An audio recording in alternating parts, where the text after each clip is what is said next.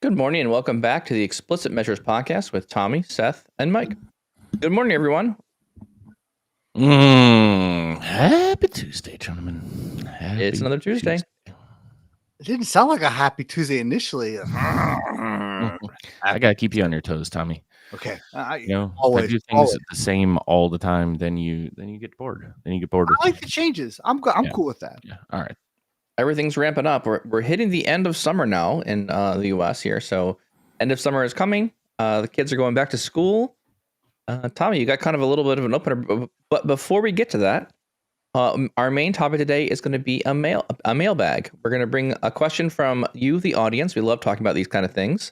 And we're going to discuss a bit more around communicating about what Power BI is and what kind of terms or terminologies we should be using when discussing Power BI. So that'll be our main topic for today. All right, Tommy, give us a news item here. Well, I figured we are concluding the end of summer. My kids are all of them are back in school. I had to send my kindergartner or my pre-K into the school. It was kind of sad. And I figured, what's better than movies during the summer? It's Christmas movies and then there's summer movies. We've talked about our Christmas movies. So I want to know from you guys, what's your summer movie of choice? Like, is this meaning like a movie that we watch every summer? No, it's just what did you watch this summer? Let's say this. Let's say when you think of summer, you might not watch it every summer. It may not even be your favorite, but when you think of the summer, what is that movie?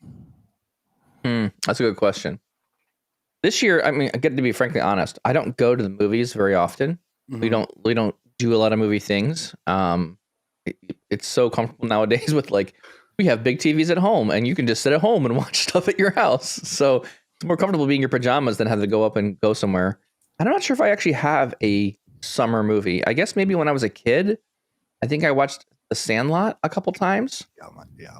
That was a pretty good one with the dog and the baseballs, and that was kind of a summer classic, I think, for me. I think I watched it a couple times. That kind of feels summer to me. I think that's a perfect one. You stole mine because it's only because of the quote that makes that such a summer movie. The Colossus of Clout. You keep saying her name, but I don't know who she is. The Great Bambino. Oh, that's the same guy. I can see that one, Tommy. Your quote. That's perfect. Seth, any summer movies that ring true to you, Seth? Yeah, I mean, when I think summer, I don't think movies. I mean, outside of throwing all of the kids' shows and let's do Netflix in the morning while they're waiting. Dora the Explorer. Oh man, and it's so wild, the difference, right? Sometimes they revert back to stuff that they were watching when they were 5 years old, and like right now is like this puppy show where like it's a bunch of live dogs, but it's like narration over the top of them. Like, wow, the Puppy Bowl. You guys watched this when you were 4. The only one we gave a shot, and I probably as a parent should have watched it first because the recollection of it was so different than the actual. Oh no! I brought my 10-year-old. I was like, oh, let's watch Back to the Future. He started, and then he was like, I don't like this. And I'm like, I can understand why.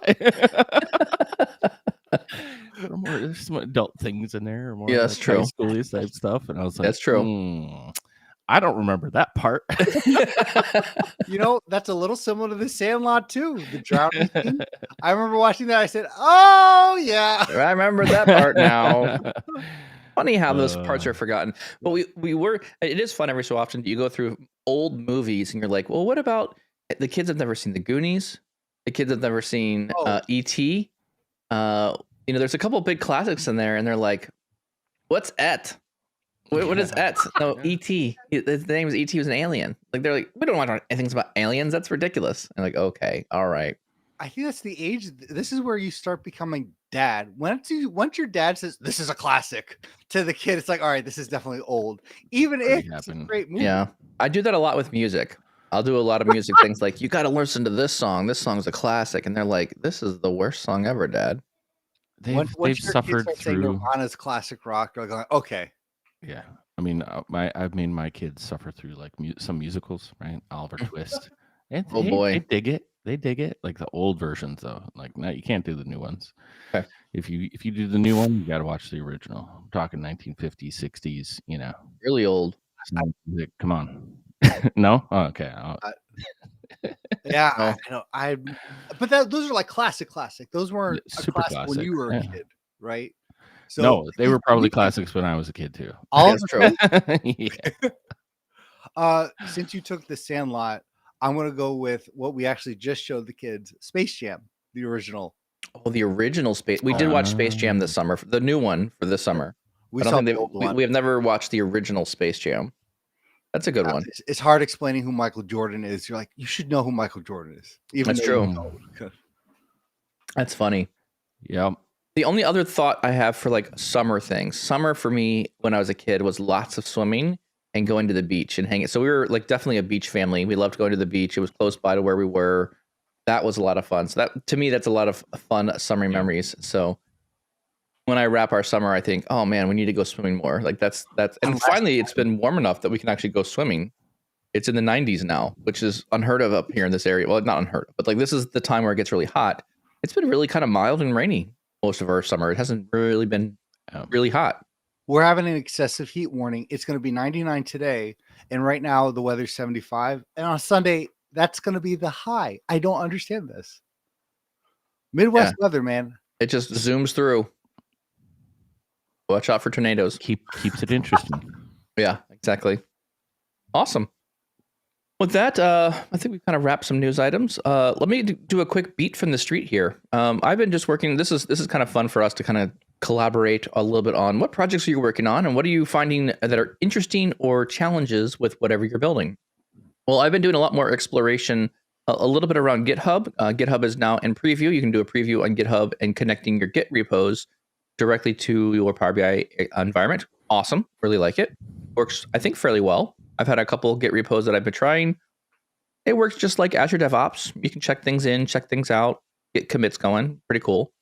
I did realize, however, if you're in PowerBI.com now, you have the ability of creating. So imagine you're in a workspace and you're on the main branch, right? So this is the final workspace. Well, you're ready to start building changes to it.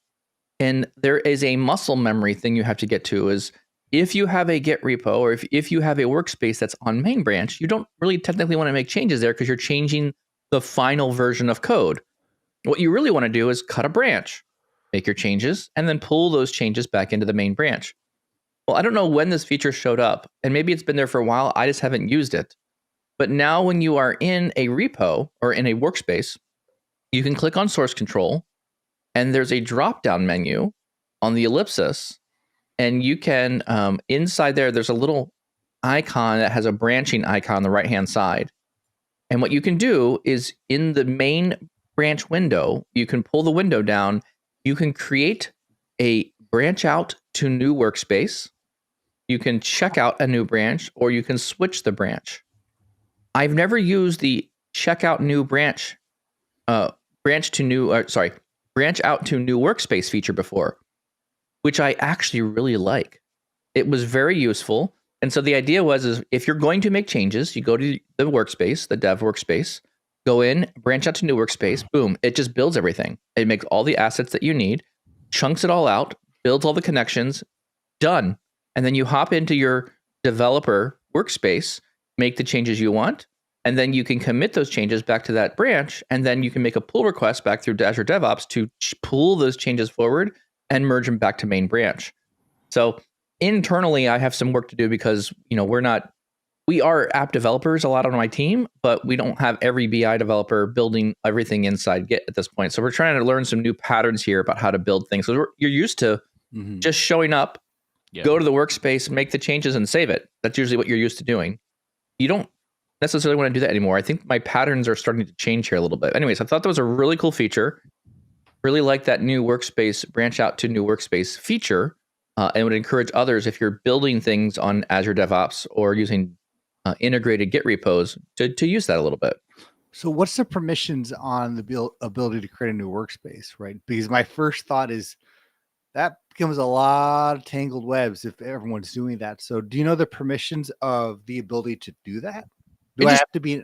You have to be an admin of the workspace in order to create another workspace. You just have to be able to create another workspace.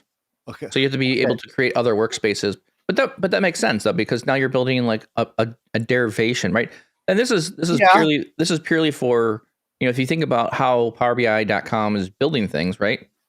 Part of the experience is people that consume data and consume reports, and there's the content creators. This is purely for content creator people.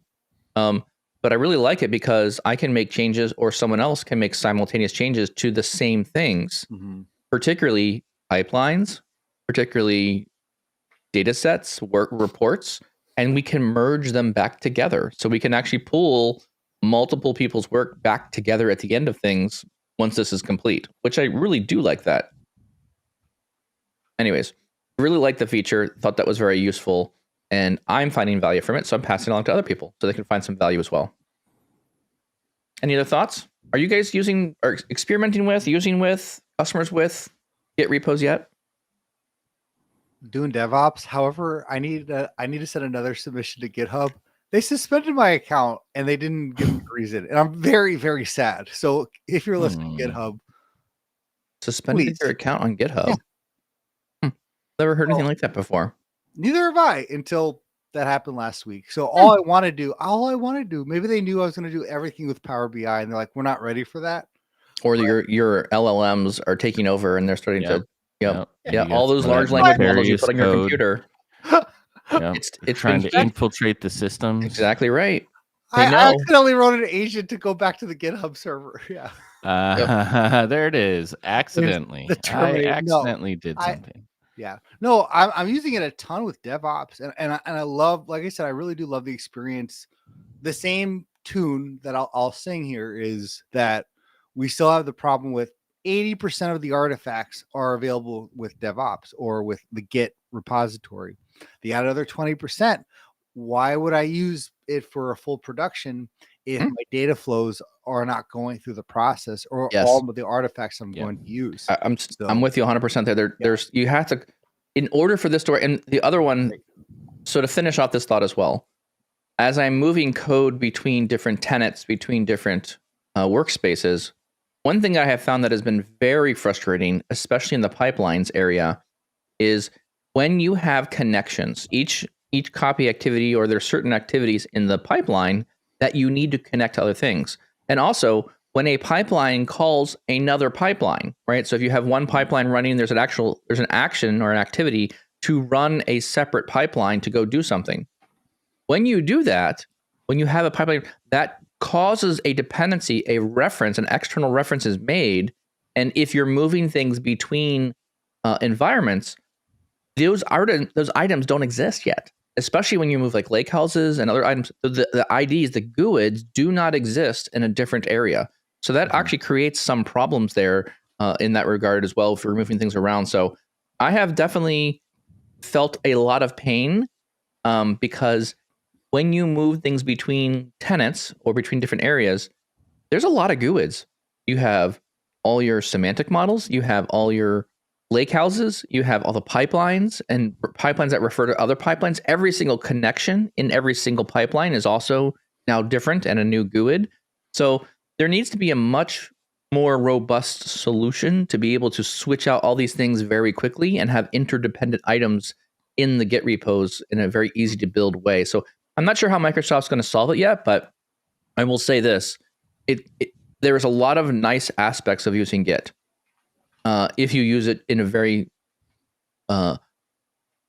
simple way. Check things in, check things out. Keep it in one tenant and maybe make a couple branches, do some development work, and pull it back in. That makes sense. It's working very well, I think, in that respect. But boy, as soon as if you don't have access to connections, it becomes such a pain to work with. And so that to me right now, that's been very, very challenging. Oh, other side note. You can now edit a pipeline in the JSON. And the reason I say this was really useful is I was just trying to make some changes to a pipeline. And sometimes, you need to move an activity from like, okay, here's the activity. Oh, shoot, I'm getting some bad data. I need to make an if statement to protect the data so it doesn't do this action or whatever. And you have to move the activity into an if statement. you can't drag and drop an activity into an if statement. But I had all these settings. I had all the settings. I had a description. I don't want to rebuild the whole activity. So I found that if you go into a pipeline, go into the view mode, you can now edit the JSON, scroll down in the JSON with Monaco, use the search command, find the activity you're looking for, and you can literally just copy entire sections of JSON and move your activities between or in and out of different things. Is that a supported feature? Does it say like edit code, or is this Yeah. Mike just it's in the UI now. Oh. Mike found out. It's This now is, you can do that, but it's not supported any longer. We don't want to. it's not intuitive. I'll say that it's not intuitive that it's there because you're going to the view ribbon, but you can yet edit the JSON there. So that doesn't seem like it's supposed to be there. But boy, I really like the ability to edit the JSON in the pipelines. I'm not. I will never write a pipeline from scratch using JSON. I will never do it. I want you to check that now. tomorrow. But check it on Monday next week. See if it still works. Feature's gone. It was an accident. You should check it, Tommy. Go hop in your Power BI and double check that you go into a pipeline and make sure you can edit it. I don't want my experience in JSON to be better than my experience with the user interface. No, that could be one of those if user Mike Carlo then and allowed to edit. That's why you bought the theme. That's why you created a theme generator. Exactly right. Would you want to do this in JSON or? Yeah, I'd love it. I mean, I will also admit I'm actually getting more and more used to using YAML in things. I'm liking YAML a lot more of wherever it appears. It's much easier to write that than JSON. It's actually much simpler to understand the formatting of things as well. Also pretty cool. Anyways, nerd things. All right, moving on. Let's go into our main topic today. Seth, do you want to kick us off on our main topic and give us a kind of a readout here on our mailbag? Yes, I can. I'm just wondering if the for Seth thing is part of it. No, okay. Skip that part. Do you have any suggestion? This, by the way, this is going to be, I think, one of those conversations that just goes in circles, but it's going to be fun. Do you have any suggestions of how to educate individuals at my company on the proper terms relative of Power BI? A report and dashboard are two different artifacts. Please stop calling everything a dashboard. I love how you said that. And there's more now. It's not just those things. True. We've got a whole bunch and I think where I'm going to kind of take this one is, I think everyone thinks there's just a dashboard and a report. There's like other things, like we don't talk about apps enough. We don't talk about paginated reports enough. And now there's data explorations that are happening in there. Like, so there's a lot of other things now. There's a lot of things and we can hit them all.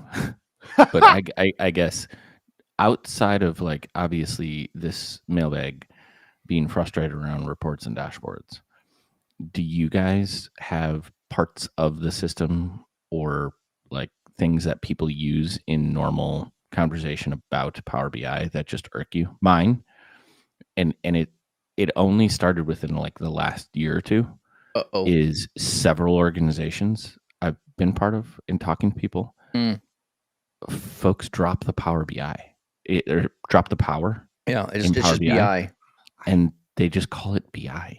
And it grates on me so bad. It's like, no, like my team is the BI and A team, business intelligence and analytics. Like, yes, we're talking about BI, but like that's Power BI. Like what do we talk? Why do you keep saying BI? Why? So I get the frustration here, especially if it's like one of those things that grates in you, but that's Seth, mine. Why does this grate you though? I'm actually, I don't know if I want to get on your bad side today, but this is part of, I think we started in the application. It was Power BI. And BI is anything. BI is like Informatica, business objects, anything. It's what we're doing. Yes. So when we're talking about the thing I'm creating for you in the tool is called Power BI. Okay. It's not BI. Hey, can you open that BI? Open BI. That's complete. Open BI, and Yeah. can you go to that report that you built for me? Can you open BI? Hmm. Hey, my BI is not working. I mean, I gotcha. Okay, that's fair. So because It's literally like how you're referring to, like you're talking about. yeah. It's not Power BI. It's just BI, and so I get it, but like it feels like we're in this millennial generation that just keeps abbreviating like DEES, right? Instead of DC. Everyone wants to a little different than that. You're trying to over abbreviate everything. Oh yeah, it's DEES. Let's go to BI. Please do You got your not PPI? open that door, man. Please do not open that door. Well- that's where you know you're a dad. You're an old think- guy. Yes. Yes. Taking a little serious, a little more seriously. This is something that I think I struggled with starting off my career in business intelligence, and that's appropriate, right, Seth? I just want to make sure I can say I work in business. It's a field.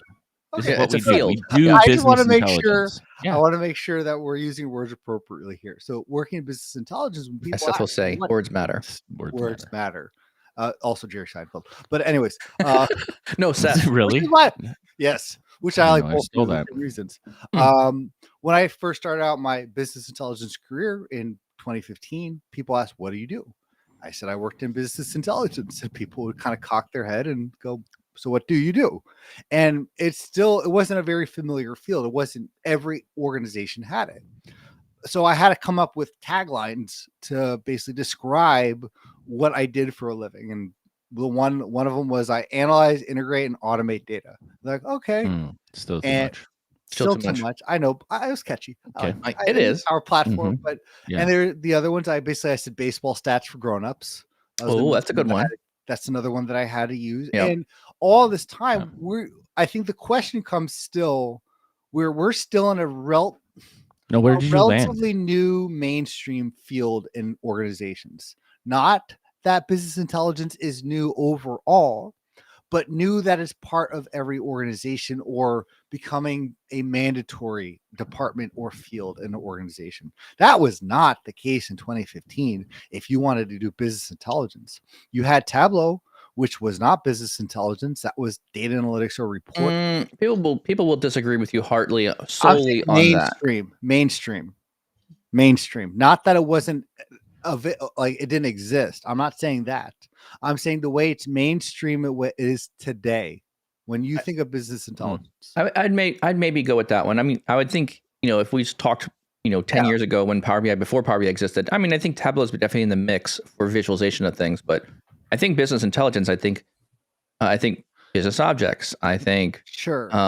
Tools that we can make cubes and models of data, and then we're giving them back to the business. And then what happens to the business?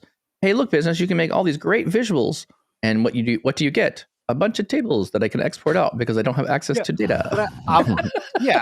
But I'm arguing we're still in a very new field where it's assumed that's going to be part of an organization, which was not the case 10 years ago. And with that comes all the terminology. So just my own career. So that's where I'll start off the conversation. I would love to disagree with you,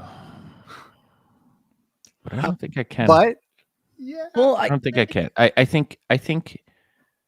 think there's more awareness, and I do think that the tools have surfaced up to like Power BI allows for businesses to leverage data better, but I don't think it's like, so can you call that business intelligence? Yeah. Do they understand it the way that like we talk about it, or people who've been in this building data warehouses for the last 20 years?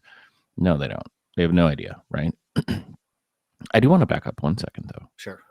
And then like hold this thought because there's probably more relevant. I can't get away from this though. So Tommy, what do you tell people you do now? How do you describe it? Oh, They say, "What do you work?" And I say, "I work with people who have dilemmas."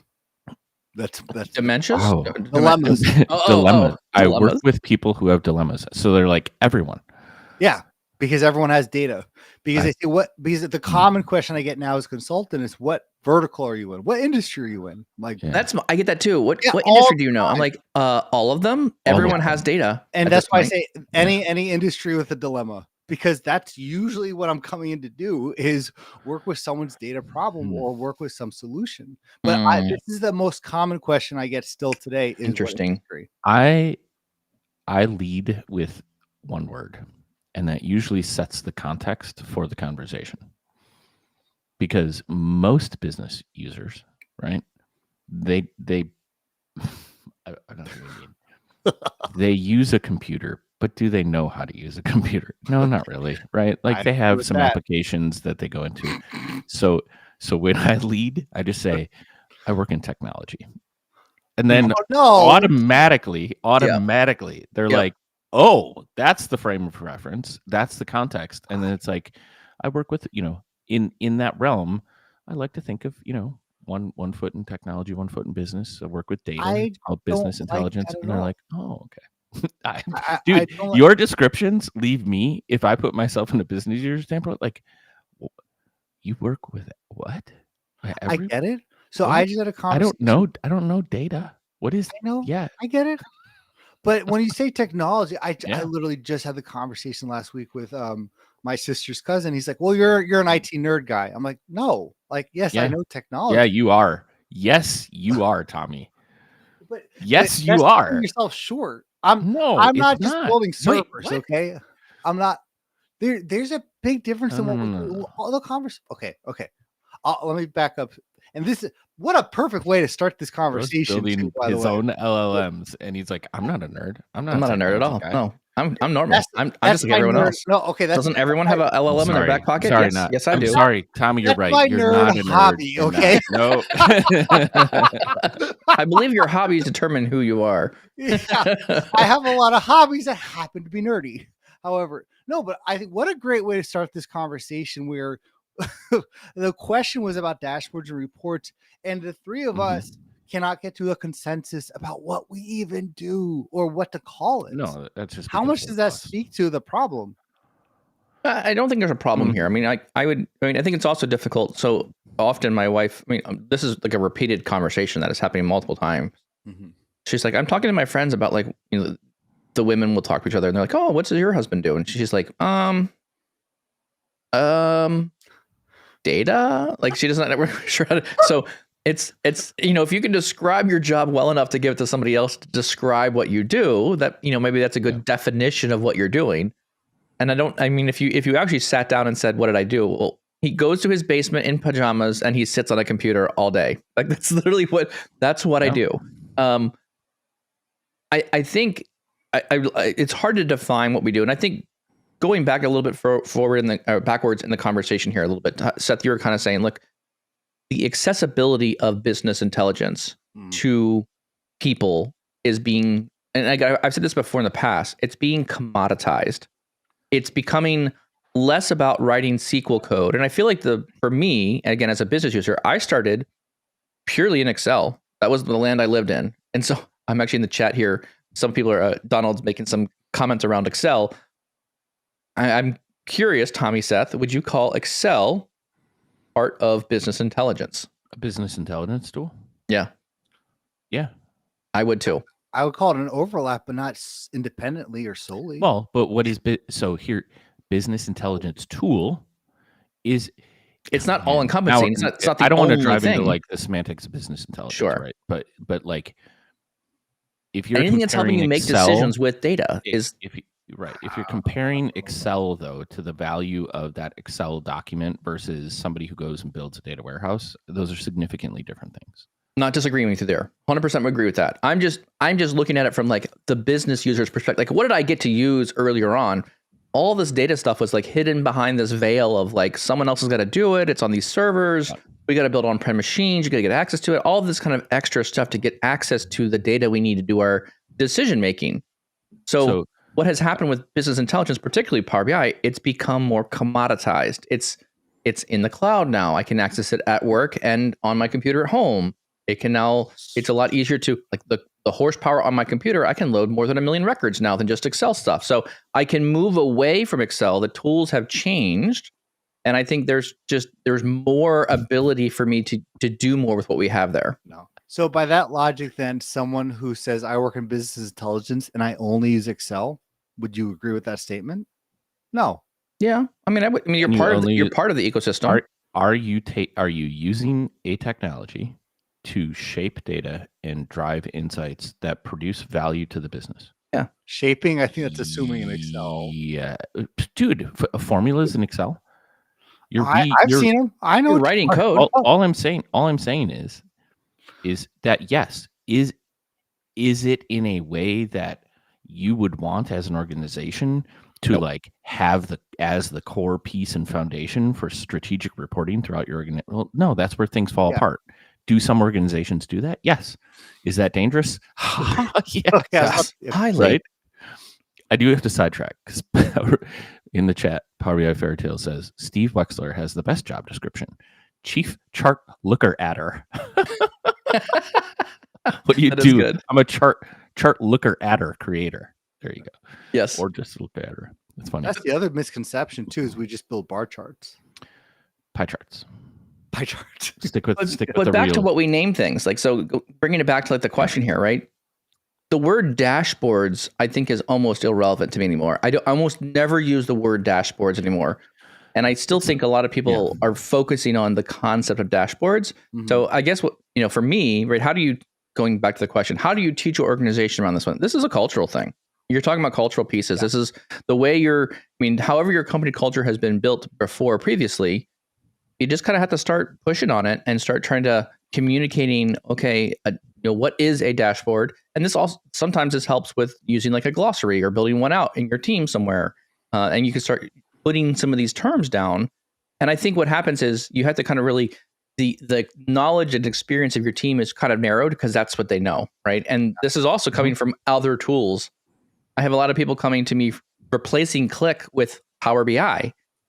Click has its own language around a page, a report, all these different things. And there's distinctly different concepts in Power BI. A report contains multiple pages. I've heard a lot of people just say, oh, just give me the report, meaning a single table or a page, one page of data, which, we have these other features like drill through and all these other features that enhance a report to be a collection of pages. That doesn't necessarily translate to all other tools that are out there. So there's even like a language difference there around that as well.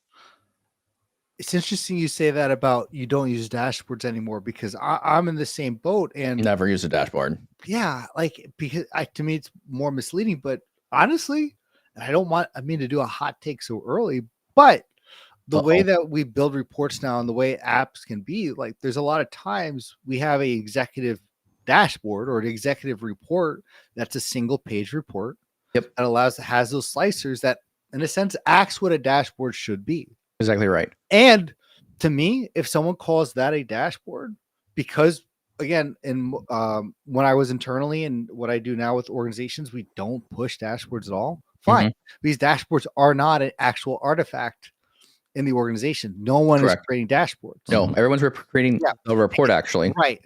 And I think the terminology here, there's kind of two segments here. There's the technical terminology that we need to use within other BI professionals or our teams. And then that consumer lingo, right? The nomenclature, the common terminology, where what's the perception what a dashboard is to a user, to a consumer.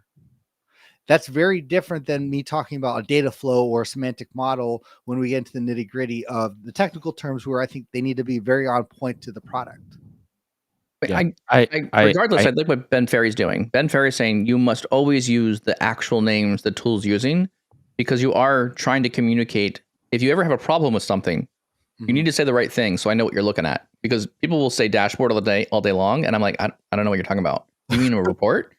And clarify. Like, you have you're saying data flow.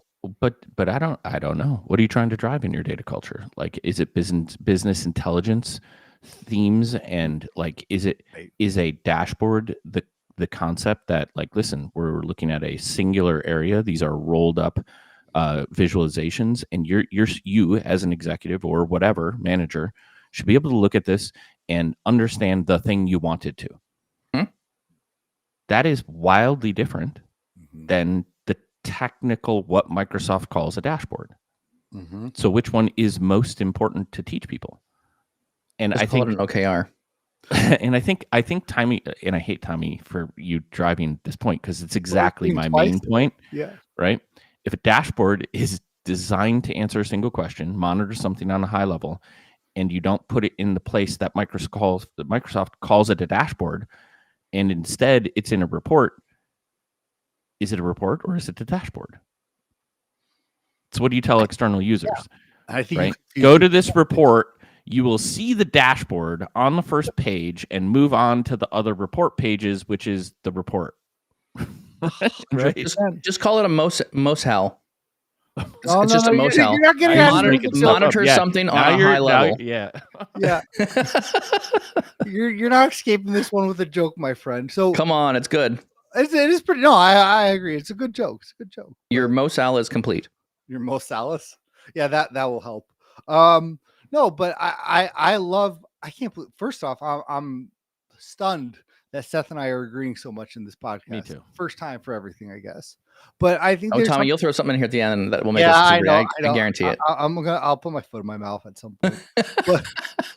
but I think there's a lot to be said about that, and I think that's completely okay. Again, when you're talking about the consumers, because not that you adhere to whatever the lingo is and you just say, okay, that's what they say, that's what we're going to do. But again, the perception of what a dashboard is to an executive is what Seth just said. I'm not going to repeat the whole thing, but it is that singular view of my rolled up numbers, whether or not that's in the report for a user or in that dashboard that, again, we're saying is a subpar experience that nobody uses, right? You're going to lead to more confusion trying to push people to like, no, it's a report in a report or a report in a dashboard. Call it the dashboard.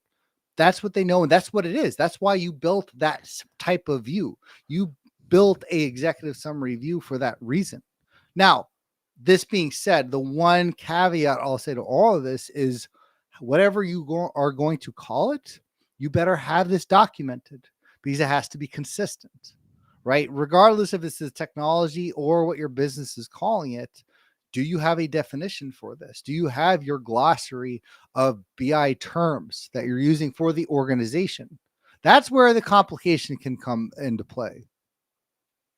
I understand your point very much. And I get, if the executive calls it my executive dashboard, I'm going to do my darndest, or I'm going to try my hardest to not call it a dashboard because that's not what it is in the tool. I would really push for executive summary, executive report, KPI reports, company summary, something along those lines that don't have the word dashboard in them. Just because I think, to me, it becomes confusing because, especially if you're teaching people how to use Power BI, I get a lot of new users that are like, hey, how do I use Power BI? Well, let's talk about first the components of Power BI. And honestly, teaching, where I'm getting more confused now is where does the line begin to start blurring between Fabric and Power BI? Because we're now, before it was content creators of data and then consumers of data. That was kind of all we had to play with inside the Power BI ecosystem. Well, now we've added data scientists, now we've added data engineers, and now people are very confused on what should Fabric be used for and how do I best divide the Fabric experience into my organization so that most people or many people can build something inside Fabric. What does that look like? There's all kinds of weird edge cases and little, there's a lot more things you can do now. And honestly, I'm very encouraged because the Microsoft blog or the Fabric blog, there's a lot. It's like pages now. Every month, there's pages of new stuff to keep up with. It's overwhelming to people, especially if you don't have someone dedicated to learning Fabric all the time at your company. There's a lot of things moving around. So anyways, all this to say basically is I'm not going to probably jump in. I will do what the company recommends. If the executive wants to say, this is my executive dashboard, fine, I'll name it. But I will at least have a point that says, look, a dashboard is something different. It's a single pane of glass. It's a different feature. Let's call it executive summary. Let's call it something report and actually call it what it is. And I do kind of feel like having the word report in the name of a report is very redundant. So that's also something great that grates me very well. Like, put dashboard. why would I put dashboard in the word, in the thing that is a dashboard? It doesn't make sense. Well, just call it what it is, executive summary. How often are you using a Microsoft dashboard in the Power BI service? Oh, never. I can't tell you the last time I've actually even clicked the button to turn one on in months. Right. So I guess this is where there's a conflict in the argument, right? If I have a part of a tool, and I do agree, it's extremely important, and yes, audience matters, but if that audience is interacting with wildly different experiences, i.e., 90% of everything I deliver to them is through an app, and then I throw a dashboard at them and they don't know what the heck that is or how to interact with it, or like, and I start saying, no, this is a dashboard, not all the other stuff that you call dashboard. This is a dashboard, and this is the experience that you get with that. That hugely disruptive, Yeah. right? Yeah. So I do get it that I'm torn between the two, but at the same time, I don't use dashboards. So what's more important to the business? Conveying that this report I'm building is in this format. It's a dashboard report. It's do you see what I did there? I put them together. It was so inadvertent, but it's like it's the summer. It's the pane of glass that you want and need, and I can do anything with that. I can go to other reports from there if I want to. I can drive different experiences, like Tommy was saying, like where it's much better in terms of like, okay, I'm going to drop a slicer on here. I'm going to, tweak the page, alter the application page that I'm giving. Like, that's what I think we as developers love about the technical feature called report, right? In that it gives us all the flexibility that the dashboard does not. There is a use case here, though, where that the dashboard is, as the technical object, very useful, is in cases where maybe you need to mash up a ton of different reports, and you've designed things in such a way that it's like, hey, those tiles make a ton of sense to just drive people into the report. Now I have a nice back and forth of like starting the dashboard, and now you go to the report. I just don't know of a lot of solutions that are using that nowadays. And I think two other strong cases here. Microsoft did not create the word dashboard. In fact, if you actually look at other articles that are non-Power BI, when they say dashboard, it has all the elements of what a report would in Power BI, maybe a slicer. It's not the common dashboard that I see in Microsoft. I think this is a big case. When you want to talk about a universal word when it comes to data or technology, as we call it, dashboard is more considered, it's been around, and it's not just Microsoft Power BI. Funny enough, I did run the mailbag through the AI gamut, Claude, Google AI Studio, and ChatGPT together. And one of the questions that came up, I think, goes along exactly what we're saying, is how do organizations balance the need for that technical accuracy with the desire for, again, user-friendly language? To me, my big sticking point here is dashboard. The word, the concept, not necessarily the word, the concept of what a dashboard has been around much longer than the dashboard technology term in Power BI. And when people consider a dashboard, they're not considering it just pinned visuals from multiple reports. And I agree with that, because this all fundamentally goes back to the knowledge and experience of the business users that you're interacting with. And to Tommy, what's not terrifying, but even further back, if you bring up the fact that your point earlier was organizations as a whole still do not adopt business intelligence strategies and teams, right?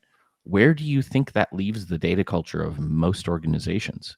And we're trying to drive the semantic talk of report versus dashboard with this audience. Like, they're gonna call it three different stuff, right? I think Mike, you make a solid point where maybe both are presented from the standpoint that if a CEO is like, hey, we're going from Click, into Power BI. It's important to note that there is part of that technical solution that could deliver a different type of experience to an end user, and that's called a dashboard experience. And maybe that's the thing, it's the dashboard experience, versus it being a dashboard, right? Because we can build this concept, the concept of what we're delivering to you is in a very summarized form, so we can call it a summary, or we can call it a dashboard, but just recognize that there's something else that we would need to name. And I think that's where you have to lean into as you're trying to define things for the really wider, like the wider audience, that they would have a reference point that like, hey, we can deliver things to you in this type of thing. This is what it's called, Mhm. right? Yes. When we talk about concepts or types of reports or insights we can deliver to you, you can call it a dashboard, but a dashboard is a summarized thing, right? Yes. So if because I do agree, like, you can't have 5 different people calling things dashboards with 5 different meanings. Correct. Right? Like, Yes. you have to, I agree, it's important to standardize language around those things. And maybe it's just a matter of an exercise of the people that are building the glossary of terms Yes. to name them differently. Like, this is the experience thing. This is the thing that we're talking about. And this is why I'm going to lean in a little bit and say, hey, like, just for reference, you're calling all this stuff a dashboard. It's not. And there's a reason why it's not, right? Yes. So here's my glossary page. Go check it out. Yes. Correct. This is what we mean when I say a report, right? And it's important that we're talking about that, because what you're asking for is that deeper analysis. It's the grain. It's the whatever. Hmm? And yes, we can have a summary page on there, but that doesn't make it a dashboard. And so I really like your point and how you're pointing this out, because I think there are occasions where if you don't start using the right language as the central team, and this happens all, I mean, to be very clear, this happens all the time. Someone will start saying dashboard and you'll slip into, dashboard, and you'll start talking to a report as if it was a dashboard. Right. But I think it's important to delineate the very nuanced terms there, because for the reason being, when people start going around into Power BI.com and they start seeing the pin button and they say pin to dashboard, then they don't know what is the definition of actually a dashboard. And so there is a reason why the dashboard exists. The dashboard does exist to have real-time, so a dashboard does something differently than a report does. If you have a streaming data set, if you have information coming in a fast way, the dashboard is the tool that you would use to show that real-time data without having to continually refreshing your Power BI report. So you can get reports to refresh within 5 seconds, because that's a setting you can do on the report level, but that requires the report and page entirely to refresh. But Microsoft has demoed in demos, like, here's a dashboard with a live camera feed and a live data set and live data coming through, like streaming things. If you're on the floor of a manufacturing area and you're going to put Power BI up on a screen, you really kind of do want the dashboard, because you want that data to be automatically refreshing and those visuals to be updating without having to hit refresh on the page. So to me, there's like, okay, when we're saying I feel like I just need the language of define what a dashboard is, and then even present some, here's use cases as to why I would specifically use a dashboard. Now, me as the creator, I'm going to talk about what you're saying in reports. So this is a report. And even going through the idea of report and pages, I think is always a good idea as well. Kevin actually gives a really good example here. Kevin in the chat, I agree with this very wholeheartedly. You can stylize your theme file in your reports to always turn off the icon to pin a visual to a dashboard. You can turn that off so that's even not exposed to users. But I mean, at some point in time, someone's going to go through PowerBI.com and they're going to stumble across the word dashboard. And if I, the creator of things, is not using the language consistently, I think it just adds a layer of, again, slight confusion. I'm really picking at hairs here. It's not going to break your company if you start saying, "Oh, we're gonna talk in dashboards, but it's not really dashboard." It's not going to break your company. Well, it's just it's a very big annoyance to me. Well, there's the bigger picture here. It's not just dashboard report. What's the other frustration I think we get with terminology? We've talked about, it's usually what KPI and metric, or KPI and goals, and those are constantly getting thrown around as either one or the same, which they're not, or one doesn't exist. And to me, this conversation is perfectly aligned with the KPI metric one, which I would argue is more important than this one in terms of what can sabotage your organization or what's going to propel you from a data culture point of view. I think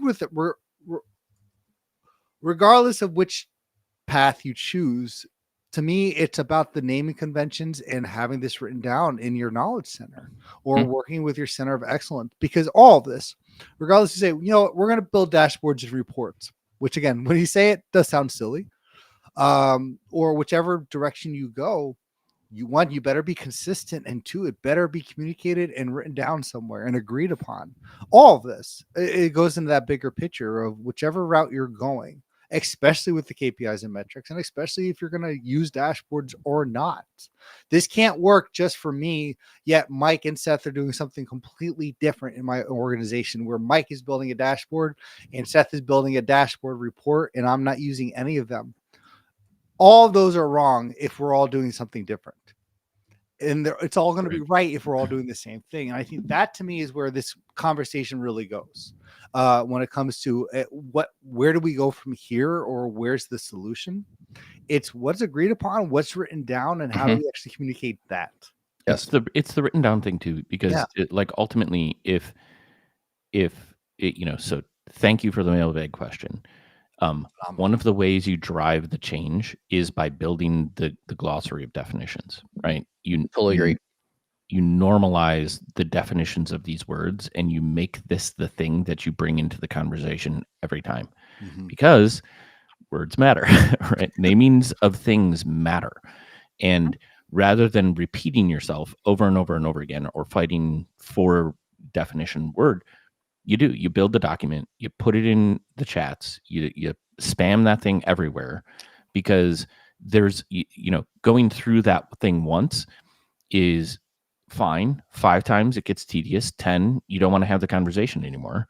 And that's where you drive changes. You have the reference documentation, you have the reference. And then it also means that you kind of keep track of, depending on if it's just the team, it's easy, but there are naming standards that you have to hold yourself to when you're building these objects, right? So if you want to say that a dashboard is the business intelligence concept of combining these things, a KPI is, what we throw on these things, here is an example of that, right? Here's what you can expect to see when we build these solutions for you, right?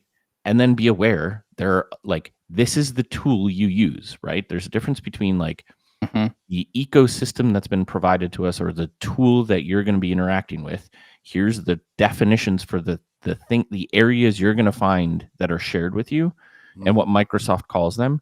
Here's our internal, vernacular and vocabulary around reporting and business intelligence, and the importance for us to all agree to this language is so that we can communicate effectively, because data is messy, man.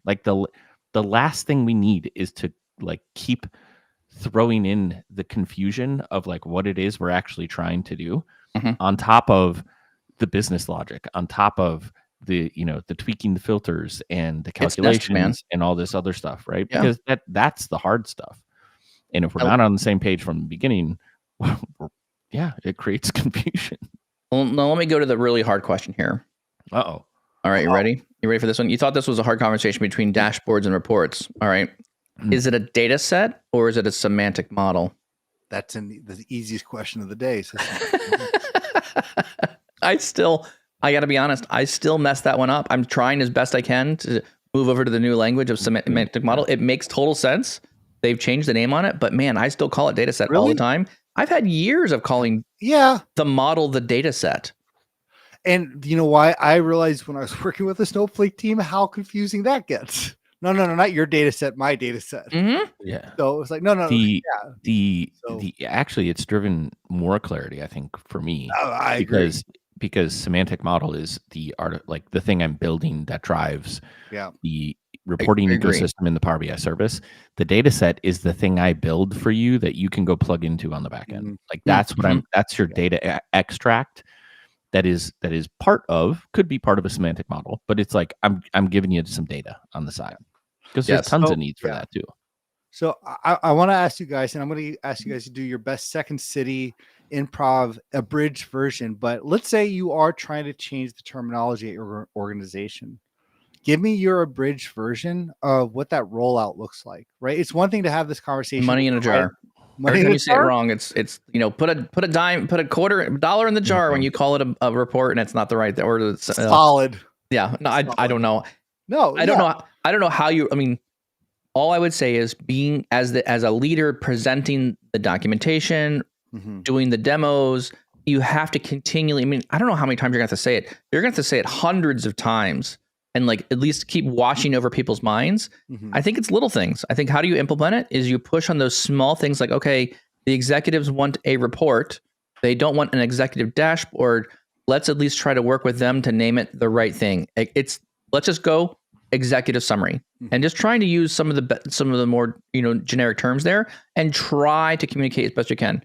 I like your point as well, Seth, around the documentation should support the language you're trying to use within the different artifacts.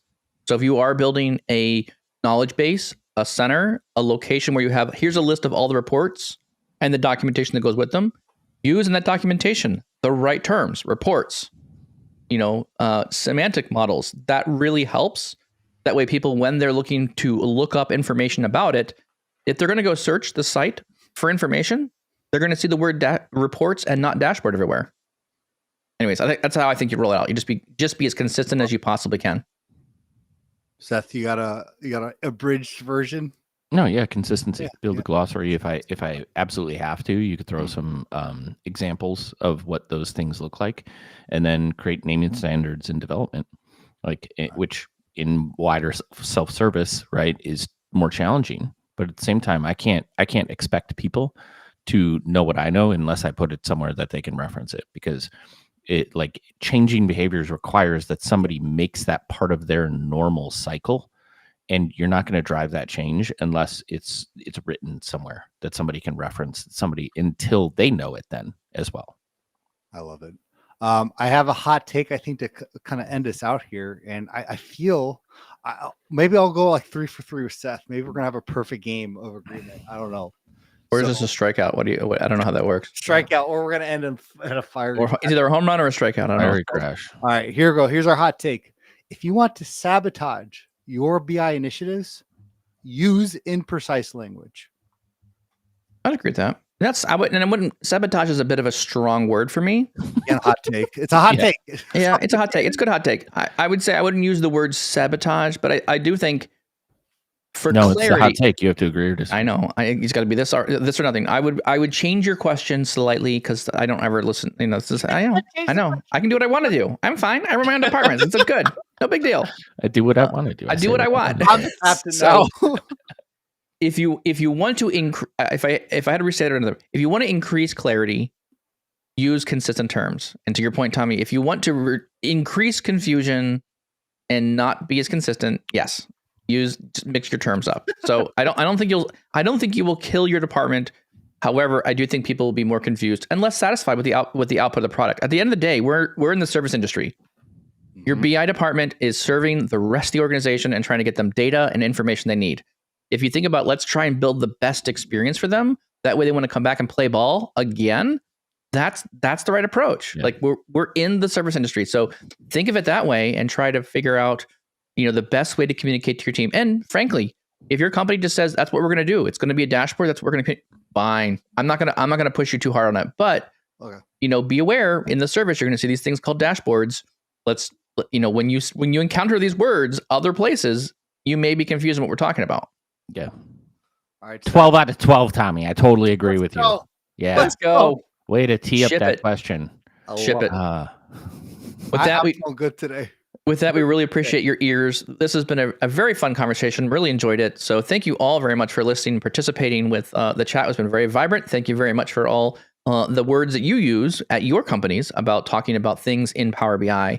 And we hope that this helps revitalize or re-energize you for being excited about being consistent with your naming and how things are working there. So if not, good luck. Your department will fall apart, and you will not have BI officially. So if you don't do this right, just kidding. That's not true.